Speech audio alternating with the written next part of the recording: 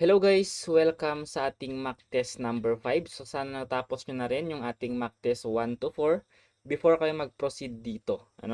So, sagutan natin to. Still 100 items pa rin pero siningitan ko siya ng clerical ability. So 10 items lang naman. So, gen info muna tayo. Question number 1. Which constitutional principle prevents Congress from exercising judicial powers? So, very basic lang naman tong nilagay ko dito guys. So, that is separation of powers or letter B. Ayan. So, meron ding explanation after the question. Okay, so next. Which of the following is not a function of the executive branch? So, pag sinabing executive branch, yan yung ating presidente. Siya yung nag-e-enforce ng batas. Pero ang tinatanong dito ay yung hindi function, not a function of the executive branch. So that is letter C. Kasi ang nag-i-interpret ng laws natin guys ay sa judicial branch. Okay? Or sa korte natin. So hindi yan trabaho ng executive branch. Next, which government agency is responsible for preparing the national budget before it is submitted to the Congress? Ayan. So that is Department of Budget and Management or DBM. Okay? Ayan. Next, what is the minimum age required to become a senator in the Philippines? Ito lumabas to nung March 2026, Itong eksaktong tanong na to. So that is for senator that is 35 years old. Ayan. And for president guys that is 40 years old naman. Which constitutional right allows a person to refuse to answer questions that may incriminate them? Ayan. So, by the word incriminate them, andito na. Right against self-incrimination or letter B. Ayan. Next.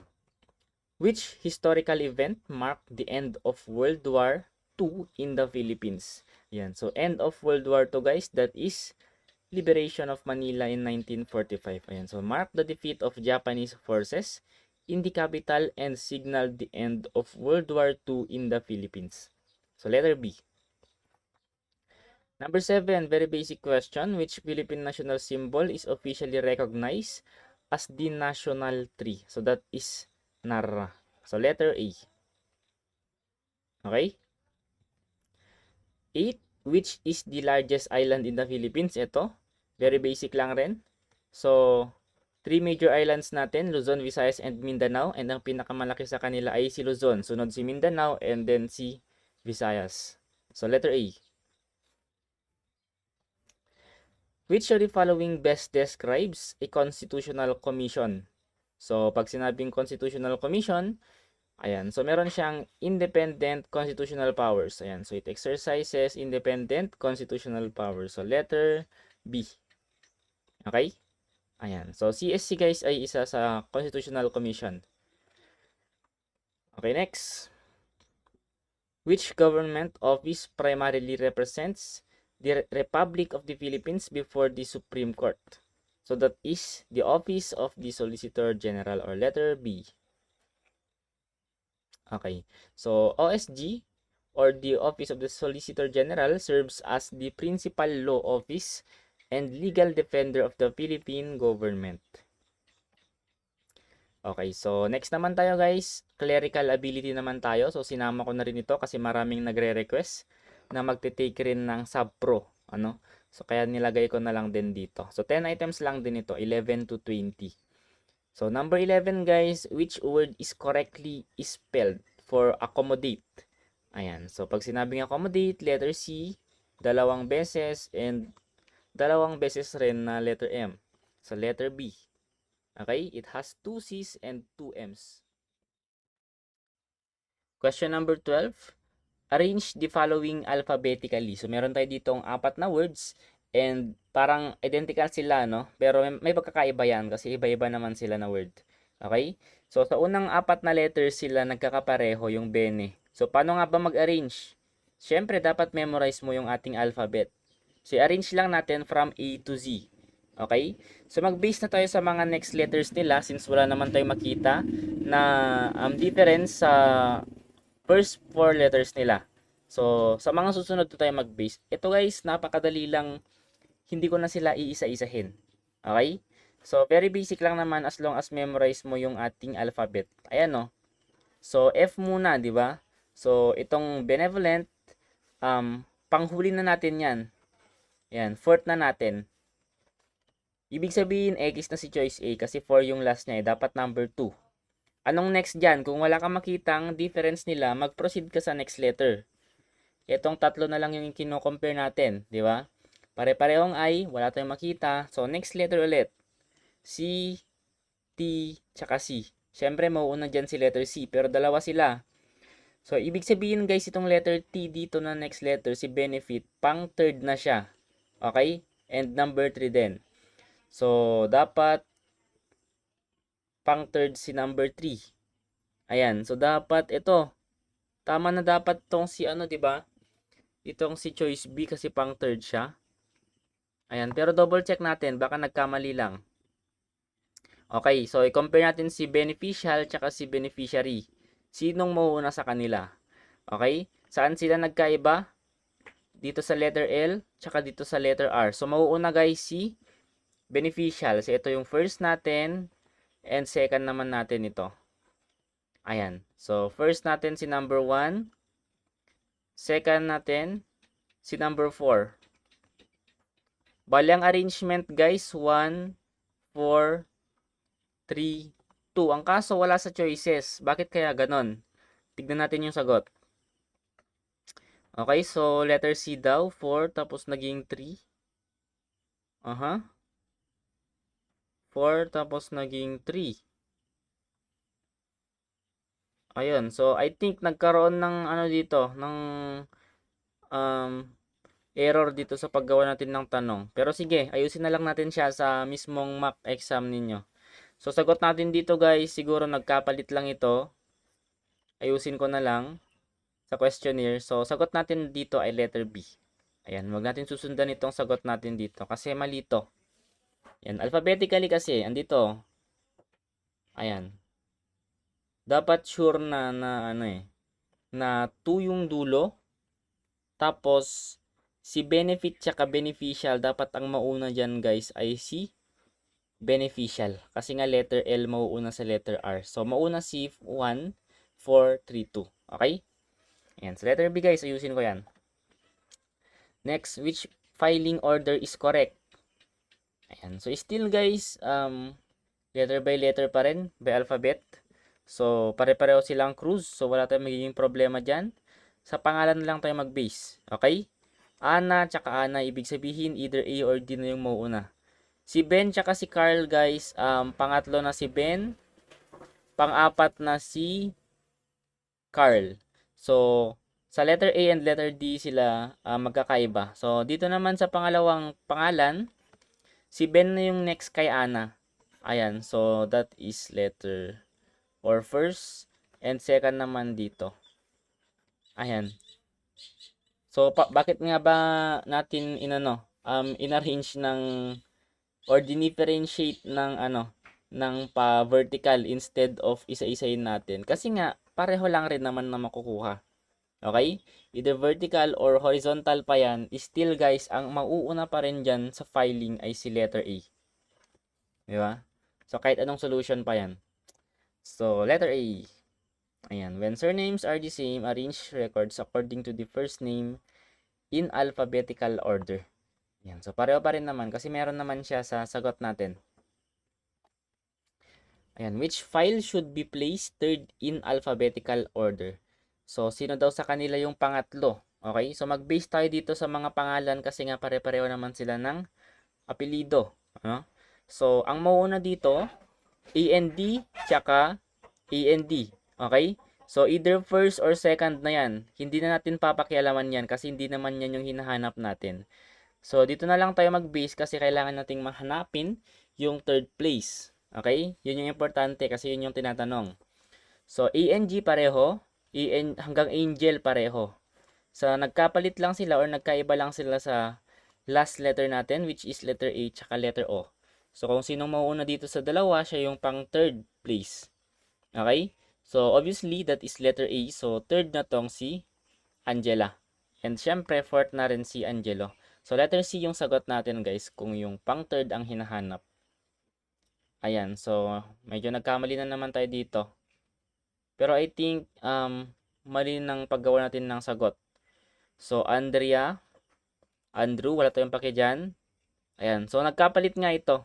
Alphabetical order. So, mali tong answer key natin. So, ang tamang sagot dito ay letter C.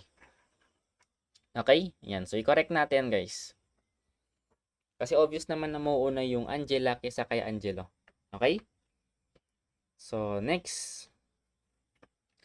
Which pair is exactly the same? Ayan. So, by inspection lang naman to. Kailangan mo lang naman titigan ng mabuti. Huwag ka lang maduduling para makuha mo yung tamang sagot. Ayan. So, napakadali lang naman, guys. Basta malinaw yung mata mo. That is letter B. Ayan. Identical sila. Next, which word comes first in the alphabetical order? Ayan. So, arrangement ulit. Kailangan nating malaman kung sino dyan yung mga nauuna. Okay? Ayan. So, letter by letter, guys. Dapat memorize mo yung ating alphabet. Pare-pareho sila ng ACC sa unang letters. Then, nagkaiba sila sa E. So, ibig sabihin, guys, itong I na naiiba, pang fourth na to sa arrangement natin. So, next letter tayo. P, S, tsaka N. Anong mauuna dyan sa tatlo, guys? P, S, tsaka N. Obviously, si N. Di ba? So, ibig sabihin, itong accent, siya yung first sa alphabetical order natin. So, letter D, guys. Ayan. Next, which of the following entries is not identical to the original? Ayan. So, obviously, kailangan mo lang talagang titigan ng mabuti. So, andun, guys, oh. Ayan, oh. Naiiba na si choice C. So, letter C, guys, yung sagot natin. Okay? Which number is different from the others? So, eto, guys, si choice C ulit. Number 3 siya. So, dapat lahat to ay 4, 3. Siya lang yung naiiba. Okay? Ayan. Wait lang. Pero, hindi lang yun, ano? Naiiba rin itong 5 tsaka 3. Pero siguro nagkamali lang tayo sa paglagay dito sa number 18 natin. Sige, ayusin natin to mamaya. Correct natin to sa my questionnaire. So, letter C, guys, yung sagot natin. Ayan. Okay, so next. A document was received on April 18 and must be submitted 10 days later. What is the deadline? Ayan. So, obviously, guys, mag-plus 10 ka lang sa April 18. That is April 28. So, letter C. And last, clerical problem, which abbreviation is commonly used to mean attention in business correspondence. Ayan, so, abbreviation lang, guys, ha. Attention ay ATTN. This is the standard abbreviation used to direct correspondence to a specific person or office. So, that is letter A. Okay? Yan, dumako naman tayo, guys, sa verbal ability. So, for question number 21, the word intransigent is closest in meaning to. Ayan, so medyo malalim itong word natin, ha. So, that is letter B. Intransigent means unwilling or syempre stubborn, di ba? Ayan. Okay? So, letter B. So, next, the word ubiquitous means, ayan, ibig sabihin, can be found everywhere. Ayan, so refers to something that is present or seen everywhere. So, letter B. Is mabilis lang to, guys, more on vocabulary. Ayan, so choose the word that best completes the sentence. The official explanation was considered blank because it lacked supporting evidence. The official's explanation was considered blank. Ayan, guys, yung keyword, yung lack, ibig sabihin kulang. Ibig sabihin, yung explanation niya ay unsubstantiated. Kinulang, di ba? Ayan. So, letter C. Not supported by proof or evidence. For question number 24, which word is closest in meaning to pragmatic? So, pag sinabing pragmatic, guys, practical. So, letter A. Okay? Okay. Which sentence is grammatically correct? So, isa-isa natin to. The number of applicants have. Ayan, so mali na kagad. Kapag the guys, singular, so dapat has ito. Di ba? Mali yan. So, for choice B, the number of applicants has. Ayan yung tama, guys. Has. Okay? Ayan, wait lang. Isa-isayin natin to kasi nga, halos magkapareho ito eh. Si choice B tsaka si choice D. So, mamaya, check muna natin. Si choice C, guys, kapag A naman, plural yan. Plural. So, dapat have naman to. Ayan. So, X na rin yung si choice C. How about choice D? The numbers of applicants has increased significantly. Saan sila nagkaiba? Dito. Di ba? Ayan. So, hindi ka pwedeng maglagay na ng S dito kasi nga meron ng S dito sa applicants. So, kapag the numbers lang, pwede pa. Pero kapag may dinedescribe ka pa na iba, since merong off dito, of applicants, dapat the number na lang. Okay? So, letter B, guys, yung tamang sagot natin. Ayan. The number is singular, so it requires has. Okay? For number 26, identify the error. Neither the supervisor nor the employees was aware of the changes. Ayan. So, employees, guys, kapag neither nor yung meron sa ating sentence, neither nor, yan. Always look for the nearest subject. Okay? Which is employees. And employees, guys, that is plural. So, dapat were ito. So, mali, guys, sa was. So, letter C. Ayan. So, tama. For 27, choose the correct sentence. Had I knew earlier, comma, I would have responded. Had I known earlier, comma, I would have responded. Had I know earlier, I would responded. And D, had I known earlier, I will respond. So, obviously, guys, ang sagot natin dito ay letter B. So, had I known earlier, then comma muna, I would have responded. So, ito, guys, yung structure na to ay had plus past participle for an inverted conditional sentence. Ayan. So, inverted siya. So, letter B yung sagot natin. 28, which sentence uses the modifier correctly? So, ano ba yung modifier? Ibig sabihin, dinedescribe niya yung subject natin. Okay? So, ito. Walking along the street, the rain suddenly poured. Mali. Walking along the street, I was caught by the rain. Ayan. So, that is letter B, guys. So, the modifier walking along the street, dinedescribe niya itong si I. Ayan. Okay? So, letter B yung sagot natin dito. 29. The committee reached a decision after a blank discussion among its members. Ayan. So, that is letter B.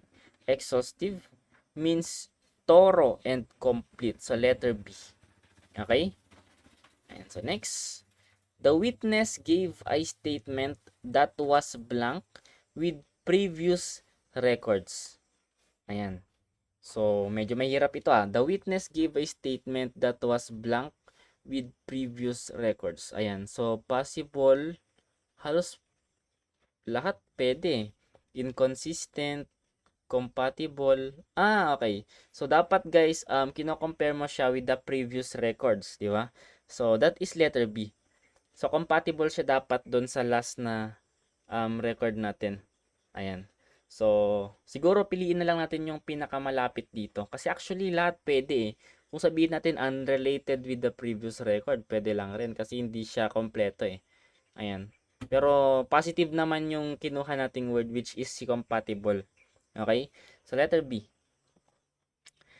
The new policy aims to blank transparency in the government transactions. Okay, the new policy aims to blank transparency in government transactions. So, promote, I think, letter B. Ayan, so it means encourage or support. So, 32, identify the error. The group of researchers are conducting their study in several provinces. So, ano yung error natin dyan? So, ang subject natin dyan, guys, is yung the group, ha. Ayan, kapag nakita kayo ng of researchers, hindi yan yung subject natin. Yung before doon, yun yung subject natin. And alam natin, guys, yung the group, kapag merong the that is singular. So, dapat is eto, hindi are. So, letter C guys, yung tamang sagot natin. Okay? Okay, for number 33 naman, identify the error. Each employee must submit their report before Friday. Ayan, so anong error natin dito? Each, guys, dapat singular. Ito guys, mostly, nowadays kasi, there na rin kasi yung ginagamit eh. There na rin. So, parang hindi na rin siya mali. Pero kapag grammar talaga, yung correct grammar talaga, dapat his or her. Dapat ito, hindi their. Ayan. Pero sa everyday conversation, lagi natin tong naririnig, di ba? Kasi mostly na rin tong, palagi na rin tong ginagamit. So, but still guys, sa grammar, letter C guys. Yan, dapat his or her. Okay, identify the error for number 34. The equipment in the laboratory were damaged during the accident. So, still guys, ang subject natin ay yung equipment. So, singular. Ayan, so dapat was ito, di ba? Ayan, kasi singular siya. So, letter C. Ayan, what does to read between the lines mean? So, idioms naman tayo. So, anong meaning ng to read between the lines? Ayan, so that is to understand hidden meanings. So, letter B. It means understanding an implied or unstated message. For 36, what does the ball is in your court means? Ayan, so ibig sabihin yan guys, you are responsible for the next action. So, it means it is now your responsibility to make a decision or act. Okay? Ayan. Ganyan kapag idioms guys, may other meaning siya. What does bite the bullet mean? Ayan. So, I think na nalagay ko na rin ito sa previous mock test natin. No? So, bite the bullet, ibig sabihin, face a difficult situation courageously. So, letter B. Ayan. So, for Filipino vocabulary naman, ano ang kahulugan ng salitang mapagkalinga? Ayan. So, mapagkalinga, that is letter B. Maalalahanin. So, it means, kung mapagkalinga ay taong may malasakit at pag-aalaga sa iba. Okay? So, positive word siya. Next, piliin ang wastong gamit. Hindi ko alam kung saan siya nagpunta. Hindi ko alam kung saan siya nagpunta. Bakit parang pareho? Ayun, so nagkaiba lang. Bakit o ito? So, kung saan siya nagpunta si choice B. Si choice C naman, hindi ko alam kung saan siya ay nagpunta. So, obviously, mali naman siya. So, choice D, hindi ko alam kung saan siya nagpunta. So, ano naman pinagkaiba niya sa ano? Anya naman. Kung saan niya nagpunta. So, obviously, mali to. Ayan. So, ang pinakatama dito, based na rin sa pagkakaintindi ko, tsaka sa pagkakarinig ko kapag binabasa ko, that is choice A. Kung, di ba? Ayan, which is tama naman sa answer key natin. Next, ano ang ipinahihiwatig ng kasabihang ang taong nagigipit sa patalim kumakapit? Ayan, so hanap tayo sa choices ng tamang sagot. A. Laging dapat lumaban. B. Gumagawa ng desperadong paraan kapag nasa matinding kalagayan. Ayan. So, letter B guys, kasi mas mahaba. Ayan. Pero hindi yun yung basehan na. So, kailangan rin nating intindihin yung tanong. So, letter B yung sagot. Okay. So, tama. Okay. And for the next question guys, meron tayo ditong passage. So, short passage lang ito. Leadership is often associated with authority, but true leadership extends beyond holding a position of power. A leader's effectiveness is measured by the ability to inspire cooperation, make ethical decisions, and accept responsibility for the outcomes of those decisions.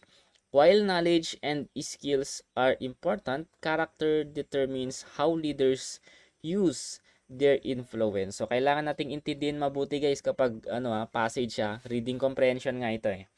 So, sagutan natin guys yung tanong. Ayan.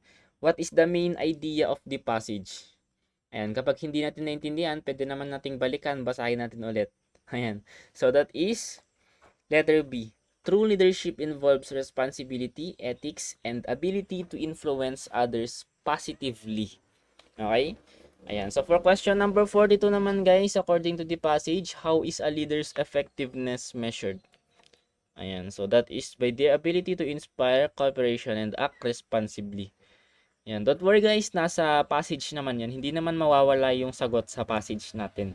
So, kailangan lang natin talagang basahin at intindihin ng mabuti. Okay?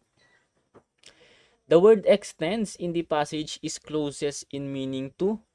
Ayan, so that is to continues beyond. So, letter A. Ayan, means goes beyond a certain point or boundary. Okay?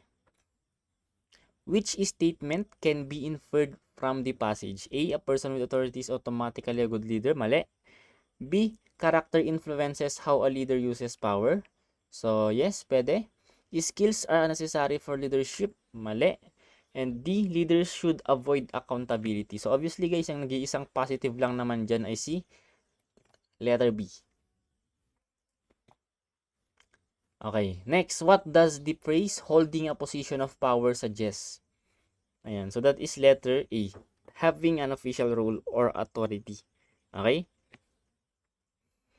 Ayan, so tapos na natin sa verbal. So proceed naman tayo ngayon sa ating analytical ability. Ayan, so ito yung kailangan nyo ring fokusan kasi nga 35% ito ng kabuuan sa civil service exam. So ito yung pinakamalaking percentage, no, out of the 4 subjects. Okay? So focus tayo dito. Kailangan marami tayong makuha dito. Okay, if all government employees are required to follow ethical standards and Maria is a government employee, which conclusion is valid? Ayan. So, obviously guys, si Maria, wait lang ah. Si Maria ay government employee. Ano nga ulit? Kapag government employee, ano nga ulit yung ano dito? Condition dito? Required siya to follow ethical standards. Di ba? So, required si Maria guys na i-follow yung ating ethical standards. Okay? Ayan. So, anong sagot natin? Maria is required to follow ethical standards. So, letter B, guys. Next. All certified professionals pass the assessment. No person who failed the assessment is certified. One is a certified professional. So, obviously, guys, lahat daw ng certified professional ay nakapasa. Yan, pass. Kapag hindi ka nakapasa, syempre, hindi ka certified professional. Si Juan daw ay certified professional. Ibig sabihin, guys, si Juan ay nakapasa. Ayan. So, Juan passed the assessment. So, letter B.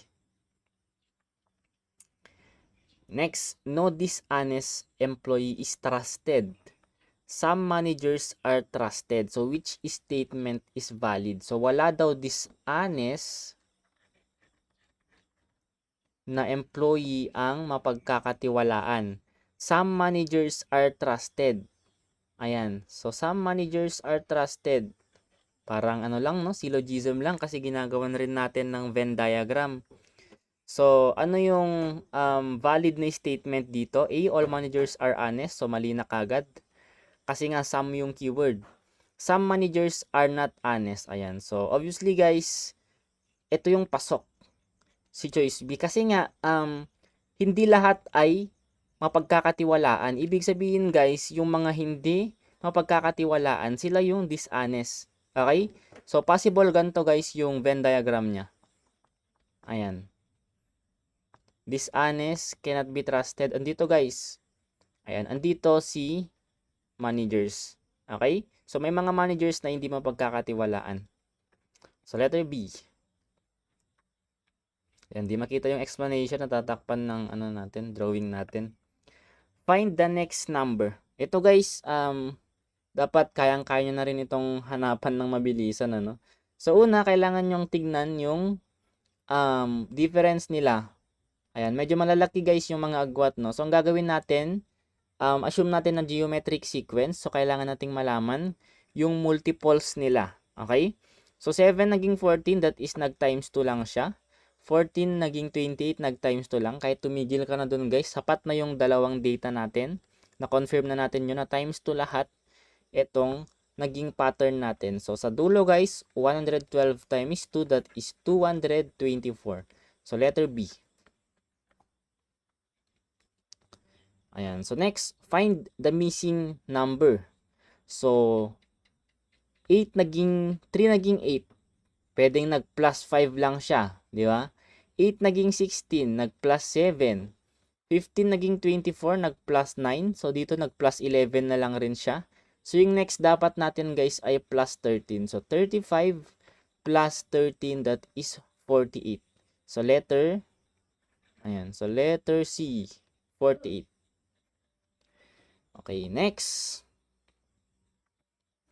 Find the missing letter. Ayan. So, B, C, D, nalagtawan sila, then nag-E.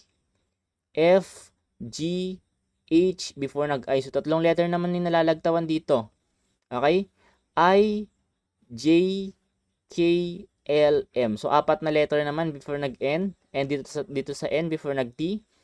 N, O, P, Q, R, S, T. So, 5 letters naman. So, may pattern guys na nagdadagdag ng letters every next letter, ano? So, nag-i-skip siya. Tumataas yung ini-skip niya. So, yung last skip natin ay 5 letters. So, dapat yung next din natin na i-skip guys ay 6 na letters na. Okay? Ayan. So, T, skip natin ay 6. U, V, W, X, Y, Z. So, yung next letter dyan guys ay si letter A na. So, choice C yung sagot natin dito. Okay, so meron naman tayo ditong word analogy. Okay, so legislature is to laws, judiciary is to blank. So, obvious naman to guys, sa legislative natin, gumagawa sila ng batas. And syempre sa judiciary natin, sila yung nag-i-interpret or nagde-decide whether yung batas na yun ay constitutional. Okay? Ayan. So, letter B guys, sila yung nagde-decide decision. So, 53, blueprint is to building, plan is to blank. Okay, kapag may blueprint ka, makakapagpatayo ka ng building, di ba? Yan yung initial step mo. Kung may building ka, syempre may blueprint. Yung blueprint guys, para lang rin yung plano. Ayan, yan yung kumbaga plano ng building. So, how about plan guys? Ano yung possible na ka-partner ni plan? Yan, kung may plan ka, syempre, meron ka ring project. Okay? So, that is letter B. A plan guides a project. Ayan. So, same lang din siya. A blueprint guides a building.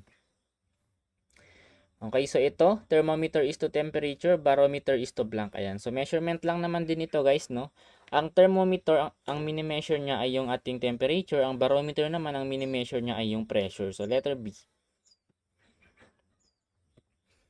Okay, so 5 employees, Anna, Ben, Carla, Dan, and Ella, are assigned different tasks: filing, encoding, auditing, recording, and monitoring.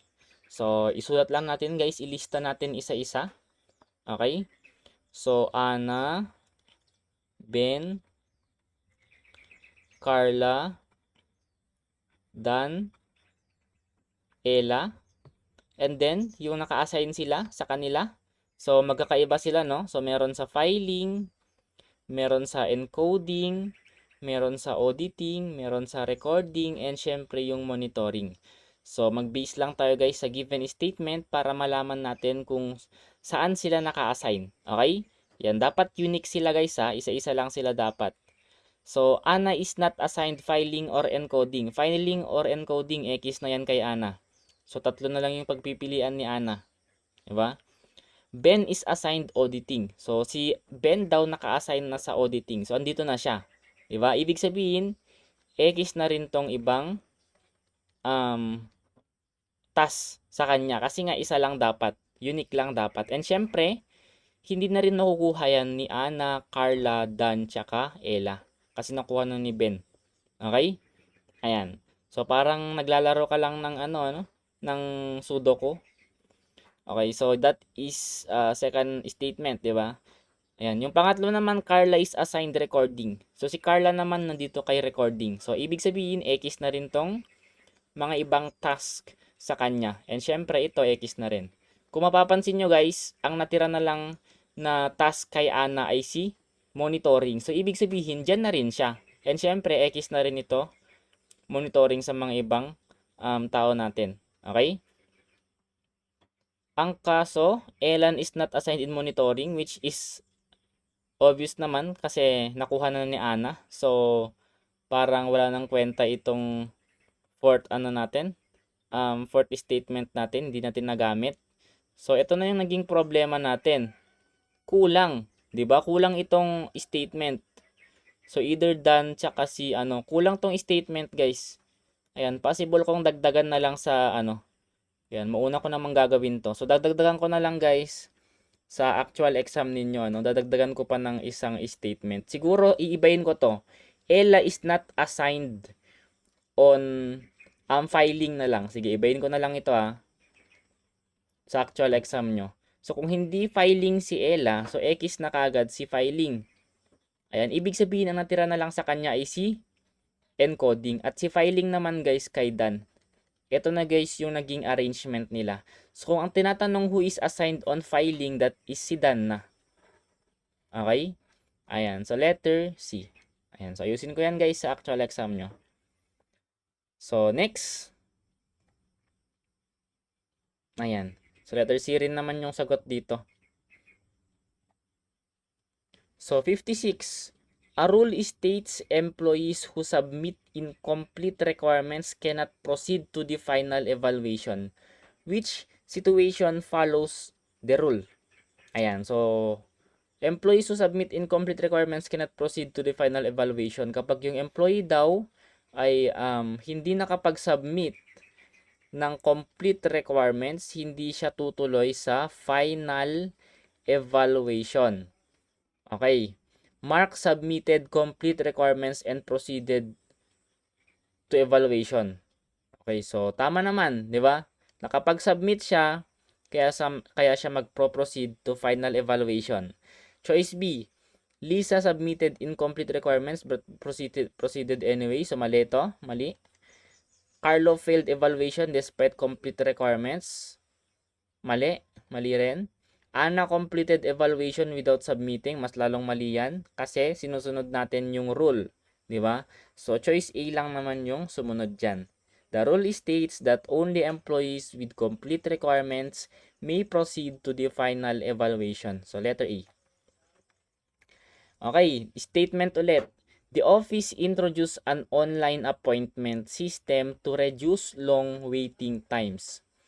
The office wants to improve client service, which is true kasi nga nire-reduce niya yung long waiting times. The old system was completely ineffective. So, pwede pa nating i-consider yun. I think hindi. Wala naman siyang sinabing ineffective. Ang sinabi niya lang dito ay pinapabilis niya lang yung waiting time. So, hindi naman niya sinabing ineffective. Pwede lang nating sabihin mabagal, pero hindi naman ibig sabihin na ineffective. So, only one follows, Ayan, so tama naman. So, nasa answer key rin naman natin. Okay? Okay, so next. Cause. Several employees receive training on document management. So, what is the most reasonable effect? Ayan, so nag-training guys yung several employees natin. Nag-training on document management. So, A, document handling skills may improve. Ayan, yes. All employees will immediately become experts. So, hindi. Documents will no longer be needed. Hindi rin. The office will stop using technology. So, letter A guys yung ating kasagutan dito. Ayan. It may improve guys kasi nga dumaan sila sa training.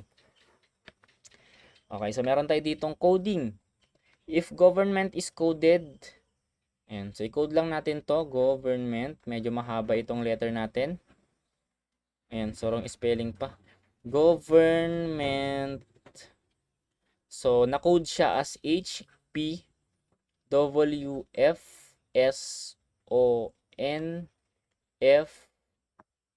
Ayan, so obvious naman guys yung code niya. So, kasunod na letter lang. 'Di ba? Yung G kasunod niya ay H. So, i-code lang din natin si service. So, same pattern. S, ang kasunod niya ay si T. E, sunod niya ay si F. R, S, V, W, I, J, C, D, tapos E, F. Ayan. So, ito guys yung code ng service. So, that is choice A. Ayan. So, each letter is shifted one step lang naman. Okay. So, meron tayo ditong direction problem. A person walks 12 meters south. So, gawan lang natin to ng Cartesian plane. Andito si south, andito si north, andito si west, andito si east. Okay? So, naglakad siya. Kung starting point natin, syempre yung center natin. Walks 12 meters south. Naglakad siya ng 12 meters dito. Turns left. Saan na ba ang left mo kapag ang direction mo na ay nakalagay na sa south? Toward south ka na. So, ang left mo na ay si east, di ba? So, maglalakad ka na naman dyan ng 5 meters. Then, turns left again and walks 12 meters. So, parang nag-cancel na yung 12 meters, guys, kasi bumalik lang rin siya doon. So, final position na yan dito na, nag-cancel na itong 12. Okay, so 5 to, guys, ha. So, dapat same na lang rin itong 5 meters dito. Ayan. So, toward east naman to. Kung magsisimula ka, reference point mo ay yung ating center. Okay? Ayan. Where is the person located from the starting point? So, 5 meters east, guys. Ayan. Bakit west ito? Okay. So, mali itong natin. Itong sagot natin. So, double check na lang natin sa sa mock test ninyo. Ayan. Kasi nag-left ka eh. Turns left. Kasi kung ka na dito, nakaharap ka na sa south, ang right mo dyan si west eh. Dito yung right mo, pero ang left mo dyan si east. Di ba? Ganun rin naman kapag nakaharap ka ng north. Kapag nakaharap ka ng north, ang right mo naman si east, ang left mo naman si west. So tama guys yung naging pagkuha natin ng sagot dito, dapat 5 meters east talaga. So letter A guys, palitan ko to sa mock test ninyo. Okay, in a competition, Leo ranked 18th from the top and 15th from the bottom. How many participants joined the competition? So, tinuro ko naman na sa inyo to guys. I think isa rin to sa mga naging example natin sa discussion natin. So, i-add lang natin sila, then mag-minus 1 ka. So, that is 32. Ayan. So, letter B. Kahit bilangin mo pa yan guys. Ayan. Ito yung concept dyan. 1 to 18 kung from the top. 1 to 15 naman kung from the bottom. Kaya ka magma-minus 1 kasi isang tao lang, si 18 tsaka si 15. Kapag binilang mo yan lahat guys, kung ilang tao yan, ang mabibilang mo dyan ay 32 people. Okay? So that is letter B. Okay, so next question. So meron naman tayo ditong data interpretation. So meron tayong figure and may lamang data. So, unit sold in 100. So, monthly sales ito guys of electronic products. So, sana marunong na rin naman kayo magbasa ng data natin. So, ito guys yung mga pangalan ng products natin. Laptops, tablets, smartphones, smartwatches, earbuds. And ito naman guys yung months nila. And sa loob nun, merong mga data. And syempre yung total. Okay? So, which product recorded the highest total sales during the 5-month period? Ayan, 5-month period. Andito guys, di ba? Andito. So, andyan yung mga total nila. So, saan dyan guys yung may pinakamalaking benta? Ayan. So, saan dyan? Ayan. So, obviously guys, that is smartphones. So, 1170, 100 yung benta niya. So, that is letter C. Okay? Yan. So, walang answer key. So, rely tayo guys sa computation natin. What was the total number of units sold across all products in March? Ayan. So, ang ingay pa nung no? So, given naman na guys, yung March natin ay ang total products niya na nabenta ay 720. Ayan guys. So, katapat niya lang si March. So, letter C. By how many units did smartphone sales increase from January to May? Smartphones lang yung sinabi niya guys ha. So, January, 200 yung benta. And sa May naman guys, 260. So, i-minus mo lang naman yan. 260 minus 200, that is equal to 60. Ayan, 60 lang guys yung in-increase niya from January to May. Okay, next. Same data pa rin. Which month had the highest overall sales? Highest overall sales. Yan. Saan natin makikita yung highest overall sales? Andito. Ayan. So, dito naman tayo magbe-base. Sino sa kanila yung pinakamalaki? Anong month yan? Yan. Siyempre, nakabenta ng 800, di ba? So, month of May. So, letter D. Next, what is the average monthly sales of tablets? So, monthly sales of tablets, andito siya, 80, 90, 100, 110, 120. So, by inspection guys, since pare-pareho naman silang 10 lang yung difference, ang average niyan, syempre yung nasa gitna. So, letter C guys yung sagot natin. Kahit hindi na natin siya isolve. Ayan. Pero kung gusto nyo isolve, pwede nyo siyang i-total, i-add nyo muna lahat, then divided by 5. 100 lang din yung makukuha nyo dyan. Okay? How many more wireless earbuds were sold than smartwatches over the 5-month period? So, wireless earbuds andito, 800 yung nabenta. Smartwatches naman, saan yun? Andito. So, 400 naman yung nabenta. So, how many more yung tanong? So, kailangan mo lang silang i-minus, di ba? Para makuha mo yung difference nila. So, that is 800 minus 400. So, 400 guys, so letter C. Ayan. So, last problem for this data interpretation, number 68. Which product showed a not continuous increase in sales every month? Hindi daw continuous every month. So, check natin ha. Dapat nag-i-increase lahat sila. Sa laptops, 120, 150, bumaba bigla dito. So, mali na to. Hindi na siya nag-increase. Ang kaso, wala naman palang choices na laptop. So, hindi natin papansinin si laptop. So, unahin na natin si tablet. Si tablet, 80, 90, 100, 110, 120. Yes, nag-increase sila. Continuous yung increase niya.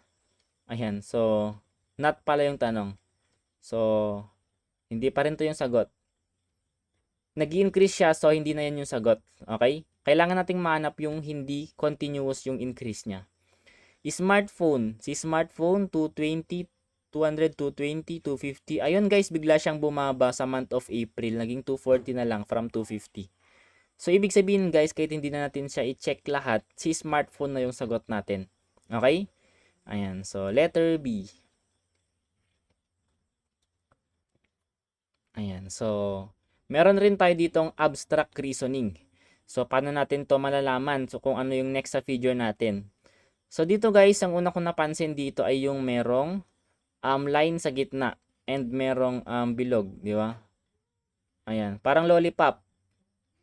So, nag-iiba-iba kasi yung direction niya, di ba? Ito, nakatutok siya dito sa corner right, di ba? Then sa next figure, biglang napunta naman dito sa corner left. And then nagpapalit-palit lang siya.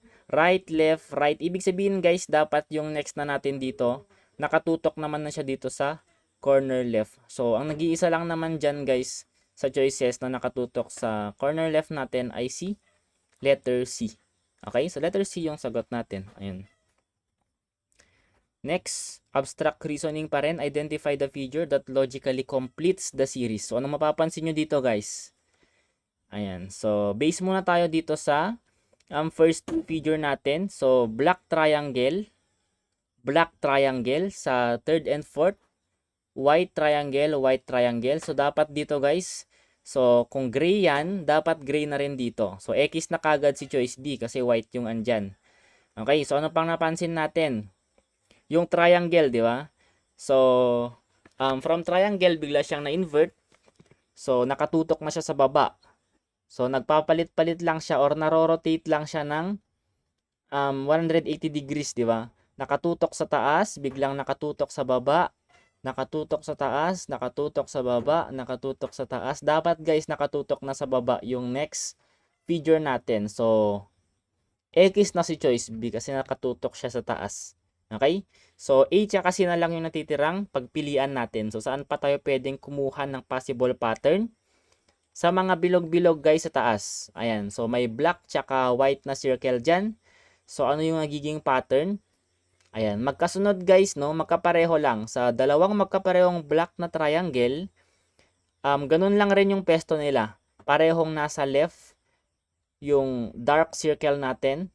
Parehong nasa right naman yung white circle natin. So, hindi nagbabago.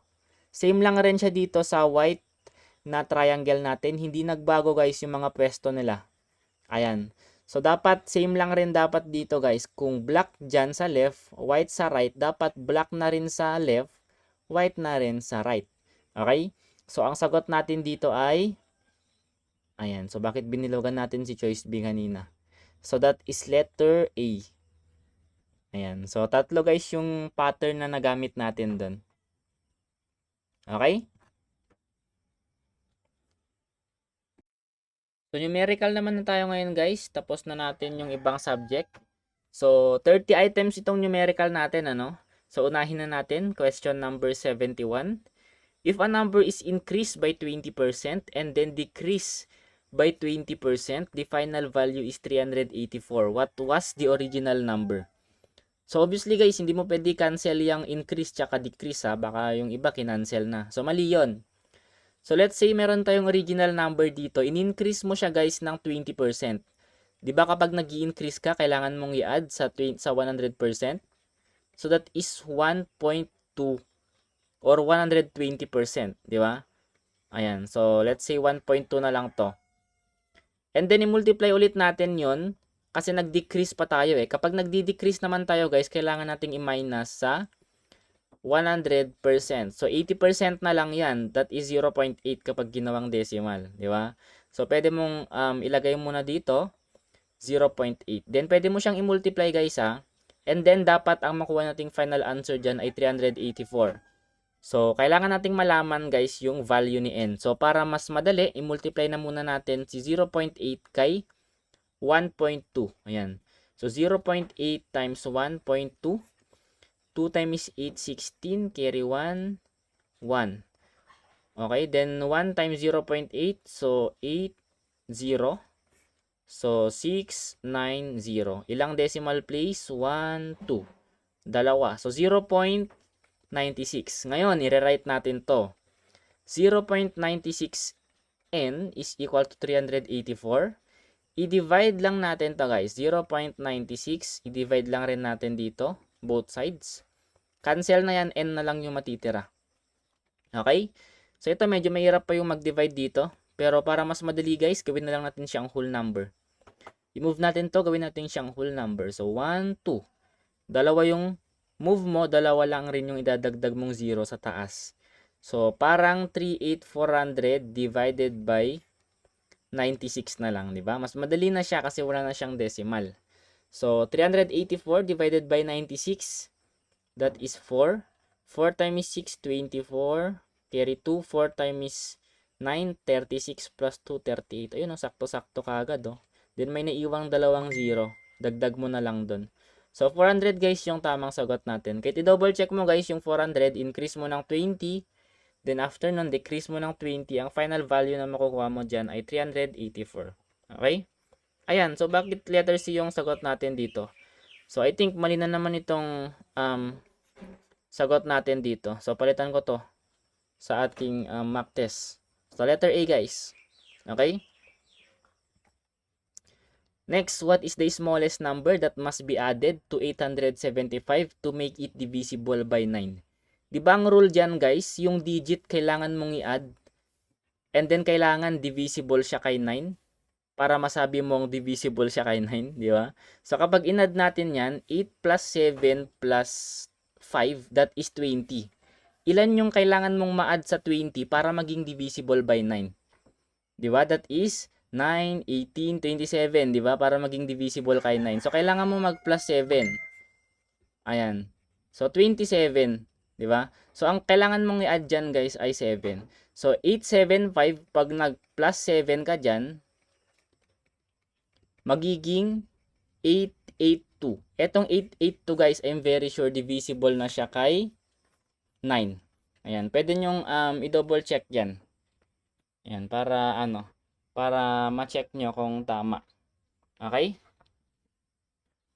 Ayan. So, sige, double check na nga lang natin. Tignan natin kung divisible. So, 882 divided by 9. That is 81.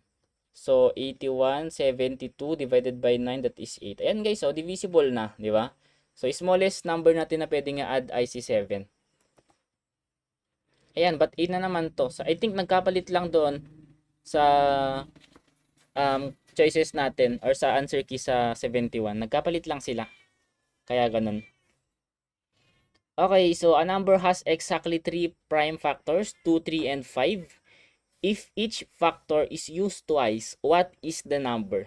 Ayan. So, may factor na kaagad, di ba? Alam naman natin yung factor, minumultiply yan. Ano ba yung factor? Halimbawa, meron tayong number dito na 16. Ang factor ng 16, guys, that is 4 times 4, tapos ito, 2 times 2, tapos ito, 2 times 2. Example lang to guys ha. Apat na 2. So, ang factor niyan guys, 2 times 2 times 2 times 2. Diba? Ganyan yung concept kapag sinabing factors. Ngayon, ang factors daw ng isang number natin ay 2, 3, tsaka 5. And then, ginamit ng dalawang beses. So, lagyan lang natin sila ng squared. Ayan. Same lang naman yung squared guys kapag 2 times 2 or dalawang beses na naulit yung number natin. And then, solve na lang natin to. So, 2 times 2 ay 4.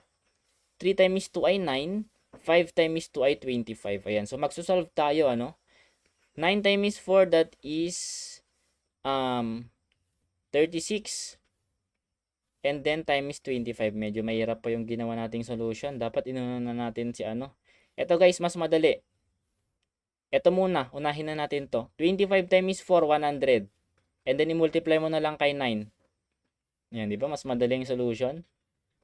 900 sa letter A. But letter C na naman. Mali-mali yung ano natin, answer key natin. Hindi ko talaga na double check ng maayos ito. Sige. So letter A yung sagot natin guys So nagkapalit-palit na. Okay, a number is divisible by both 6 and 8. Which of the following number could be the number? Ayan. So obviously guys, kapag maliit na number, trial and error na lang to. Si 36 divisible kay 6 pero hindi divisible kay 8. Si 42 hindi siya divisible kay 8 din, di ba? Si 48, divisible sa kay 6, divisible pa kay 8. So, yan na yung sagot. Letter C. Okay, so what is the value of 8 factorial over 6 factorial? So, magka-cancel naman yung iba dyan, guys. Ang 8 factorial, 8 times 7 times 6 factorial, di ba? Over 6 factorial. Cancel si 6 factorial. Ang maiwan na lang, guys, ay 8 times 7. That is 56. So, letter C. Okay, so a triangle has a base of 18 centimeters and a height of 12 centimeters. What is the area? Ito guys yung height niya. Ito naman yung base niya. So, given naman yung base tsaka height niya. So, ang area natin guys ay 1/2 base times height. So, 1/2 times yung base niya na 18 tapos yung height niya na 12. So, para mas madali guys, i-divide na muna natin si 18 tsaka kay 2. Ayan. So, si 2 magiging 1 na, si 18 magiging 9 kasi dinivide na lang natin. So, ang naiwan na lang, 12 times 9 na lang. So, that is 108 square centimeters. So, letter B. Ayan. So, tama na yung sagot natin. A right triangle has legs measuring 9 centimeters and 12 centimeters. What is the length of hypotenuse? So, madali na lang to guys, no? Kung 9 to, tsaka 12 to. Sige. Since hindi ko pa naman discuss sa inyo ata yung Pythagorean triples, so isolve muna natin to using the Pythagorean theorem. Ano? So using the Pythagorean theorem, meron tayong formula c squared is equal to a squared plus b squared. Ang c squared dyan, yan yung hypotenuse, yan yung pinakamahabang side, yung nakadiagonal. Okay? So plug in natin, ang a squared natin, 9 squared, ang b squared natin, 12 squared. So, kailangan lang nating square root yan para makancel yung squared sa C. Di ba? So, 9 squared ay 81 plus 12 squared ay 144. Ayan. So, kapag inad mo yan guys, 225. So, ang square root ng 225 ay 15. Okay? Ayan. So, letter C. So, how about the Pythagorean triple? Ito na yung shortcut guys kapag Pythagorean triple, 3, 4, 5. Triples yan guys, by partner yung mga yan. Hindi yan nahihiwalay kapag right triangle natin. Okay? So, kahit yung mga multiples nila guys, hindi rin magse-separate yan. Ano ba yung multiples ng 3, 4, 5? Pwedeng 3, 6, 9, 12, 15. 4, 8, 12, 15, wait lang, 16 dapat to 4, 8, 12, 16, 20. Yan yung mga by partner guys 5, 10, 15, 20, 25. Ayan guys, so saan ba yung given natin? Nandito. Ayan, by partner yan, hindi yan naghihiwalay. Given na si 9 tsaka 12. Syempre, obviously yung kapartner nila dyan ay si 15 na. Di ba? So, mas madali ito by inspection lang talaga. Imbis na mag-solve ka na ng napakahahabang solution. Di ba? So, ang tawag dito guys ay Pythagorean triples. Pythagorean triples. So, marami pang Pythagorean triples, pero ito yung pinaka-common, si 3, 4, 5. Okay? And so, letter C. A circular garden has a radius of 7 meters. What is its area? So, meron tayong area guys for circle. That is pi r squared. Okay? Ang pi natin, sinabi dito, ang gamitin daw natin ay 22/7. Ang r natin, ang radius natin ay 7. So, that is 7 squared. Pwede nga i-cancel guys yung isang 7. Di ba ang 7 squared guys, dalawang 7 yan? Pwede mo i-cancel yung isang 7 tapos isang 7 lang din dito. So may iwan na lang guys si 7. So 22 times 7 na lang. Yan, para mas madali, di ba?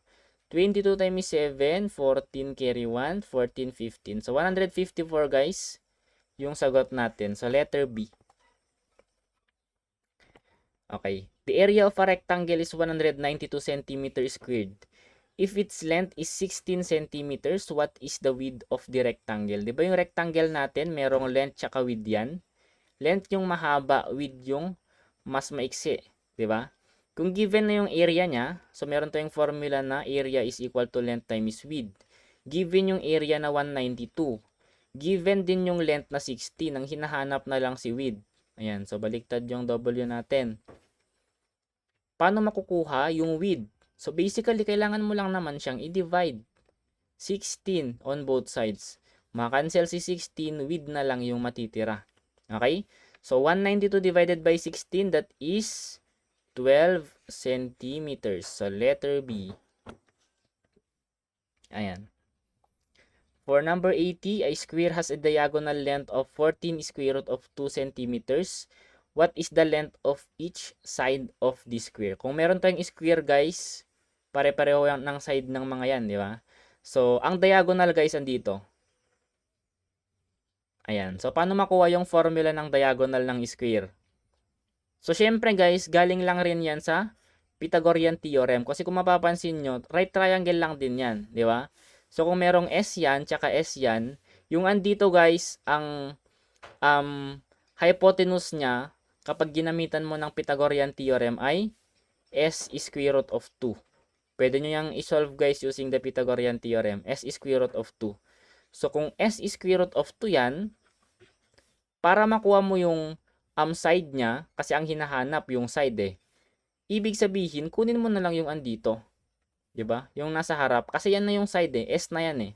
Yan. Formula natin for diagonal ay S square root of 2. Tandaan nyo yan guys ha. So, 14 guys. 14 centimeters. Yan. Letter C.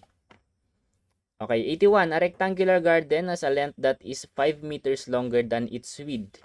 If the perimeter of the garden is 50 meters, what is the length of the garden? So, meron tayo ditong rectangle. Okay? Yung length daw niya ay 5 meters longer sa width. So, kung yung length ay width plus 5, di ba? Kasi mas mahaba siya ng 5 meters kay width. So, kailangan natin mag plus 5 kay width. Okay, so palitan na natin yung length natin guys. Magiging W plus 5 na. Width plus 5. And syempre yung width natin, W pa rin. Hindi yan magbabago. If the perimeter of the garden is 50 meters, ang perimeter guys, yung total distance around the polygon, di ba? Perimeter is equal to, bilangin lang natin kung ilan yung sides niyan. So, 2W, dalawang W, tapos plus dalawang W plus 5. Di ba? So, given yung perimeter niya na 50, kailangan lang nating ma-solve yung length. So, kunin muna natin yung W, yung width muna, kasi yun na yung nakalagay na variable dyan eh. So, 2W plus, distribute natin to 2 times W, 2W rin. 2 times 5, that is 10. So, ilang W yan? 2W plus 2W, 4W na. Yung 10 guys, lipat natin sa kabila. Magiging 50 minus 10. So, 40 na lang. Then, divide natin both side ng 4 to. makancel si 4, yung width natin guys ay 10. Pero width pa lang yan guys ha. Tandaan natin, ang length ang hinahanap. Ang length guys, merong formula na width plus 5. So yung width natin mag plus 5 lang na tayo. So 15 meters na guys yung ating length. So letter C pa rin. Okay, so number 82. A box contains 5 red balls, 4 blue balls, and 3 green balls. What is the probability of selecting a not blue balls? Ayan, so yung mga questionnaires natin lagi, di ba? Yung isang color lang. Ngayon naman yung hindi, yun na color. So ano ba yung hindi blue ball dito? 'Di ba? That is red and green. So red and green guys 5 tsaka 3, 'di ba? So 5 plus 3 and yung total natin syempre lahat ng balls nasa baba. So 5, 4 tsaka 3. So kapag in-add natin 'yan, that is 12. So 8 over 12 guys, and kapag sinimplify natin 'yan, divide natin ng 4, that is 2/3. So letter A. Okay? So number 83, a coin is tossed twice. What is the probability of getting 2 heads? So dalawang beses mo tinos yung coin mo. So ano yung probability na dalawang head? Siyempre magkasunod dapat yun ha. So parehong head yung lumabas. Okay? So ano ba yung mga possible na result kapag tinos mo yung dalawang coin mo? So ito yung mga possible result guys ha. Pwedeng yung isa ay heads. Pwedeng yung isa ay tail. Pwede rin naman na sa unang coin ang lumabas ay tail, then sumunod ay heads. Pwede rin naman na dalawang magkaparehong heads, which is yun nga yung hinahanap natin. And pwede rin naman na dalawang magkaparehong tail.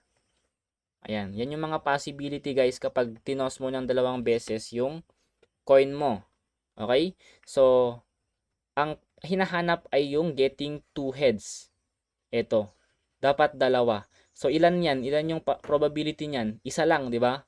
1 out of 4, di ba? Kasi apat yung possible result natin. So, 1 out of 4, guys.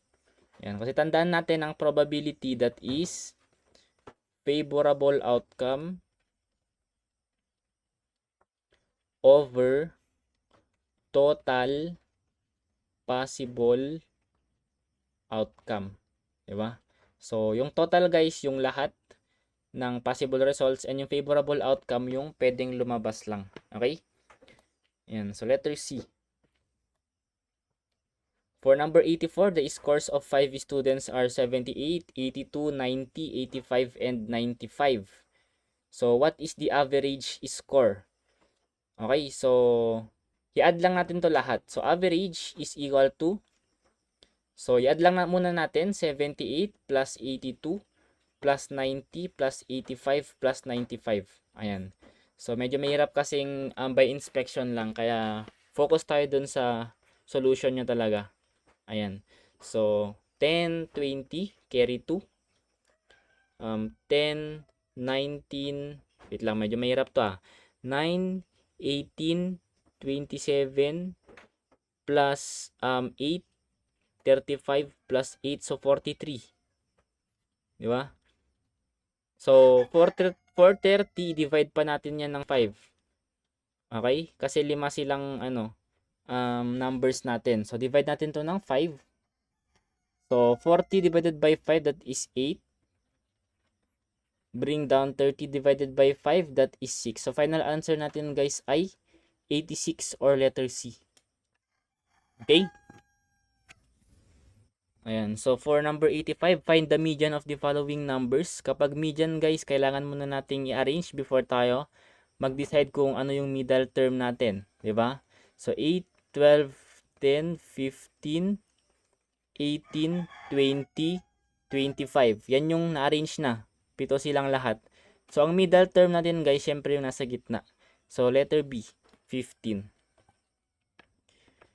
Okay, so number 86, a survey of 200 employees shows 120 prefer online training, 80 prefer face-to-face training. What percentage prefer online training? Ang online training natin guys ay 120. I-over lang natin yan sa total nila, which is 120 tsaka 80, di ba? So that is 200 kapag inad mo. Then cancel na lang yung 0 sa dulo. 12 over 20. Pwede pa bang i-simplify ito? Pwede pa naman. Divide natin pareho ng 4. So that is 3/5. So paano natin ma-convert ito into percentage? So pwede nating i-divide 3 divided by 5 or pwede rin namang 100 i-divide na natin kaagad sa ayan. I-divide na natin sa 5, that is 20, then paikutin na lang natin. 20 times 3, that is 60, then maglagay ka na lang ng percentage. So letter C. Pero yung solution guys na dinidivide, pwede lang rin yan. 3 divided by 5. Ayan, maglalagay ka lang ng decimal point, magdadagdag ka ng 0. 30 divided by 5, that is 6. Ang 0.6 guys, kapag ginawa mong percentage yan, that is 60%. So same lang rin naman sa sagot natin. So letter C.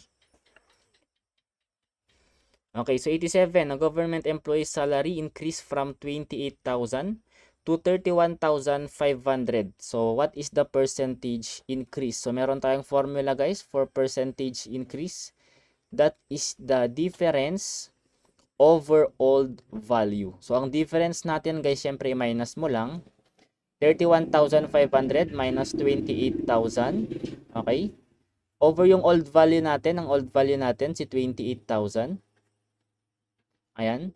So 31,500 minus 28,000, that is 3,500 over 28,000. So pwedeng mag-cancel guys, dalawang 0 sa taas, dalawang 0 sa baba.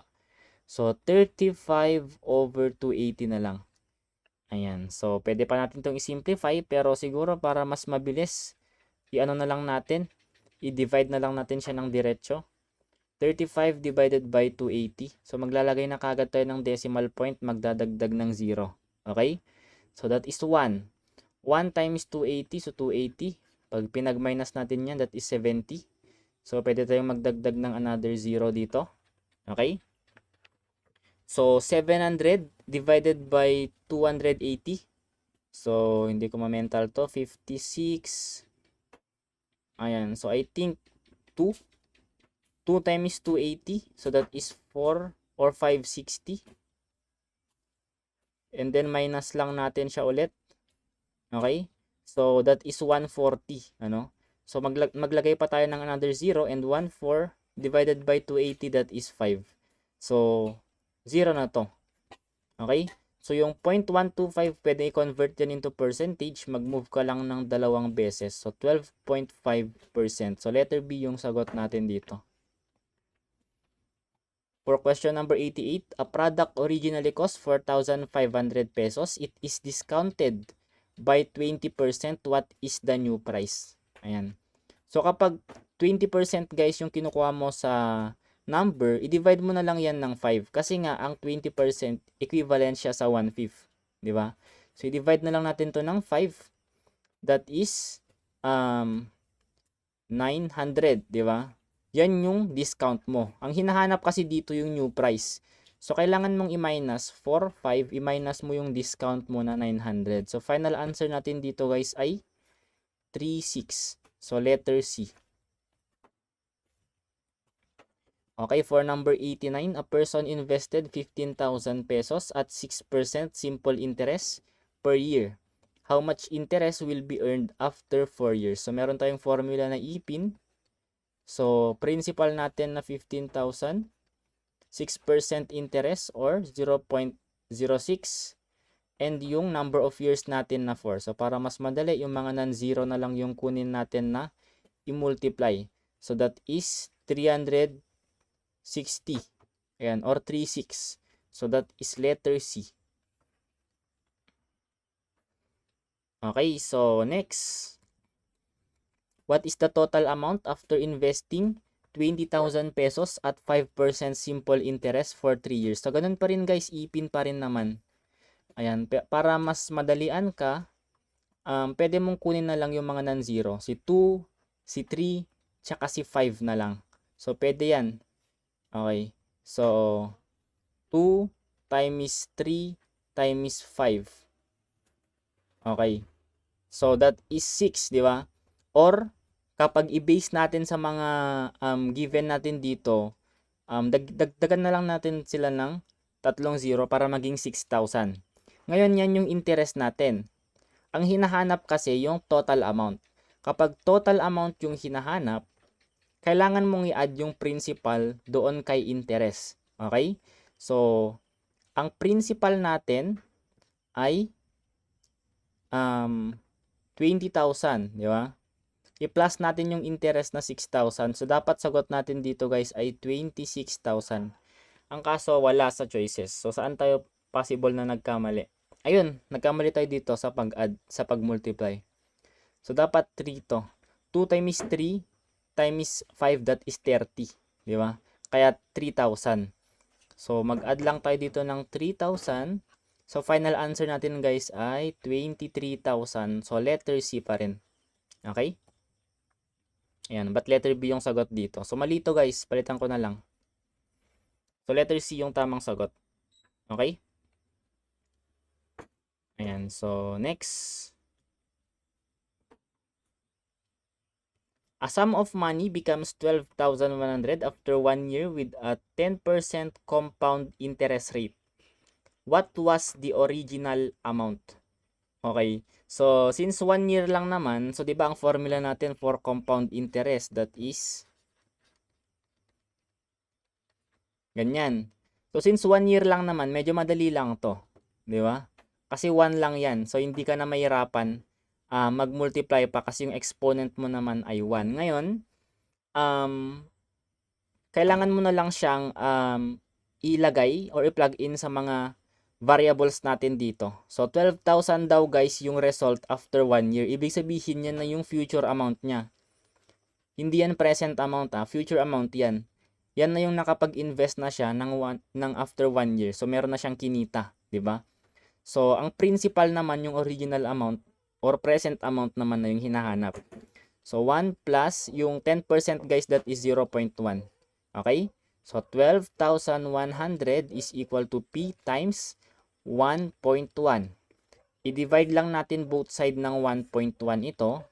Makakancel yan. Present amount na lang yung matitira. So, 12,100 divided by 1.1. Anong sagot natin dyan? That is 11,000. Okay? So, sagot natin ay letter B. Next, Anna is 6 years older than Ben. Their combined age is 42.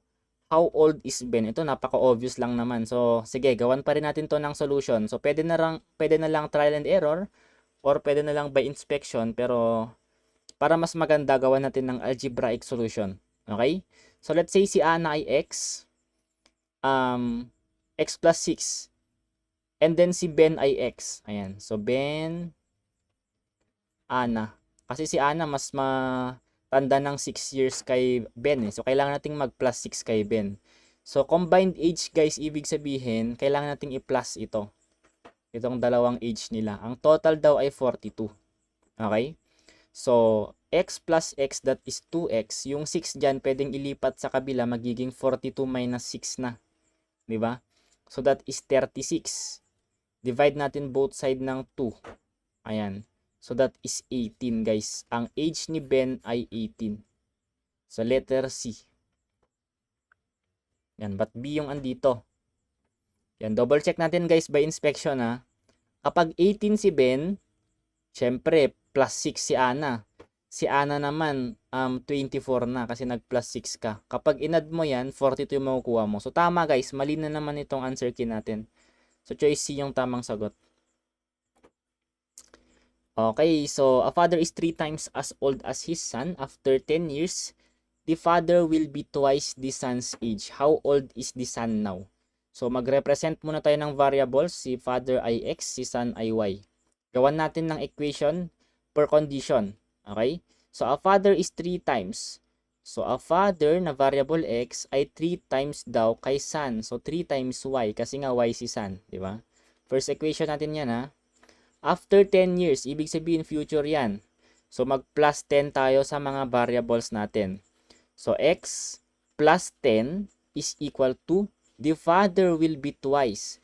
So, 2 times kay son niya na y, mag-plus 10 lang rin tayo. Kasi for future na itong ginagawa nating equation. So, yan na guys yung nagawa nating equation. Plug in na lang ito. Okay? So, i-plug in natin yung first equation natin sa second equation natin. Ang value ni x dyan guys ay 3y. So, itong x magiging 3y na plus 10 is equal to, distribute natin to, 2 times y ay 2y. 2 times 10 ay 20. Then, solve for y guys, pagsamahin natin lahat ng may variable y. So, ilipat na lang natin sila lahat sa left side. So, itong 2y guys, kapag nilipat, magiging minus 2y. Ayan, then 20. Yung 10 guys, kapag nilipat, magiging minus 10. So, 3y minus 2y, that is y. 20 minus 10, that is 10. So, sagot natin guys ay letter B. Diba? Okay, next. 6 workers can finish a project in 12 days. How many days will 8 workers need to finish the same project? So, sa 6 workers, natatapos nila within 12 days. So, ibig sabihin, inverse proportion. So, tinuro ko naman na sa inyo to, inverse proportion. Okay? So, 6 over 12 or 6 over 8. And then, i-flip natin yung isang fraction natin, yung 12 nasa baba na. Kasi inverse proportion siya. Okay? So, pwedeng cross-multiply, pwedeng paikot method, basta nakasimplify to. So, sige. For now, cross-multiply na muna. 12 times 6, that is 72, equal to 8 times x, that is 8x. Ayan. Then, divide both side by 8.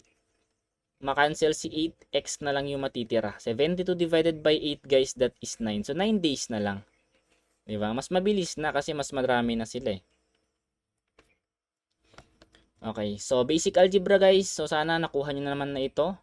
5x minus 12 is equal to 38. Lipat lang natin. 5x is equal to 38. Magiging plus na. Diba? So 5x is equal to 50. Divide both side by 5. X is equal to 10. So letter B guys. Napakadaling tanong. Bonus na lang sa inyo. Okay, 96.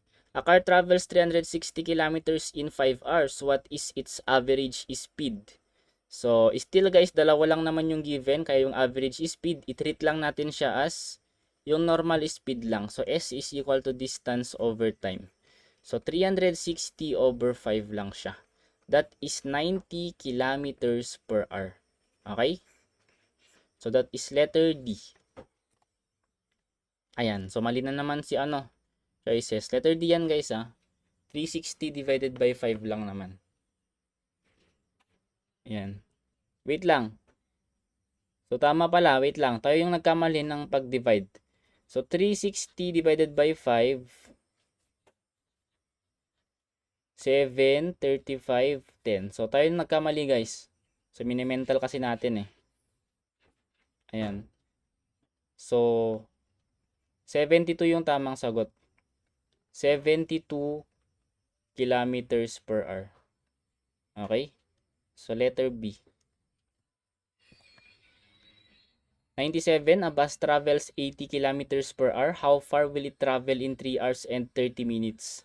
So, i-convert lang natin guys yung 3 hours, 30 minutes in terms of hours na lang. Yung 30 minutes guys, di ba, i-over lang natin yan sa 60 kasi nga 60 minutes yung meron sa isang hour. So, 30 over 60 guys, same lang siya sa 1/2. And alam natin na yung 1/2 ay 0.5. So, 3 hours 30 minutes guys ay 3.5 hours lang yan. Pareho lang yan sila. Di ba? So, gamitin lang natin yung formula natin. How far, ibig sabihin, gaano kalayo. Distance yung hinahanap dyan. So, D is equal to ST. Ang speed natin ay 80 kph and ang time natin ay 3.5. Okay? So, i-multiply lang natin to. 80 times 3.5. Okay? So, that is 280. Ayan. Isang decimal place. Ibawi natin dito. Final answer natin ay 280 kilometers. So, letter C. Ayan. So, malapit na tayo guys A store offers 15% discount on an item worth 3,200. After discount, an additional 200 pesos is added for delivery. What is the final amount to be paid? So, nag-discount ka guys ng 15%, 'di ba? So, i-minus mo yan sa 100%. So, 85% na lang guys yung babayaran mo sa item. So, ang original cost ng item mo ay 3,200, i-multiply mo lang sa 85% or kapag ginawang decimal, 0.85. So, i-multiply lang natin to. 8 times 0 ay 0. 8 times 2 ay 16. Carry 1. 25. 0, 0, 0, 2, 7, 2. So, ilang decimal places? Dalawa. So, mag-move lang rin tayo ng dalawa. So, after natin mag-discount guys, ng 15% dito sa 32, 2720 na. Diba? 2720 na. Ang kaso, meron pang additional 200 pesos para naman sa delivery fee. So, plus 200 pa tayo dito. So, final answer natin guys ay 2920 or letter C. Diba? So, next. The length of a rectangle is 4 meters more than its width. If the perimeter is 36, what is the area of the rectangle? So, parang yung kanina lang to. Ayan. So, let's say width natin ay W. Yung length natin ay 4 meters more than its width. So, 4 plus W. Diba? Ayan. So, perimeter natin guys, bilangin mo kung ilan yung total distance around the center or around the polygon. So, dalawang W yan plus dalawang W plus 4. Diba? Given yung perimeter na 36. So, 2W plus, i-distribute natin. 2W, i-distribute ulit natin. 2 times 4 ay 8. Ilang W yan? 2 plus 2, 4W. Itong 8 guys, ilipat natin sa kabila. 36 minus 8, that is 28 na lang. Diba? Then, divide both side by 4 para makancel si 4. W na lang yung matitira. 28 divided by 4 guys, that is 7. Pero, width pa lang natin yan. Paano natin makukuha yung length? So, yung length guys, mag-plus ka lang naman ng 4. Diba? Kasi mas mahaba siya ng 4 meters. So, 7 plus 4, 11 na. So, 7 ang width, 11 ang length. Ang hinahanap guys, yung area. Alam natin yung area natin ay length times width, di ba? So, multiply lang natin. 11 yung length times yung width natin na 7. 11 times 7, that is 77 square meters. So, letter B guys. Yan. So, mali na naman itong ating answer key. So, palitan natin yan. And last guys, a farmer has chickens and goats. There are 35 heads and 94 legs in total. How many goats are there? So, gumawa lang tayo ng equation guys ng heads tsaka legs, di ba? So, heads tapos legs. So, at heads guys, let's say si chicken ay X, si goat ay Y. So, X plus Y, ilan ang total heads nila? 35 daw. Okay. So, gumawa naman tayo ng equation by legs naman. So, ilan ba ang legs ng chicken natin? Di ba? Dalawa. So, 2x plus ilan yung legs ng goats natin? 4. So, 4y. And ang total legs nila ay 94. And then, basic algebra na lang, system of equations, isolve na lang natin yung goats guys. Ang goats guys, tandaan natin siya si variable y. So, dapat makancel yung variable x natin. So, paano makakancel si variable x? Yan, dapat magkaparehong 2x yan para makancel natin. So, i-multiply natin tong kabuang first equation natin ng times 2. Okay? So, 2 times x, that is 2x. Ito na yung kalabasan guys ha. 2 times y, that is 2y. 2 times 35, that is 70.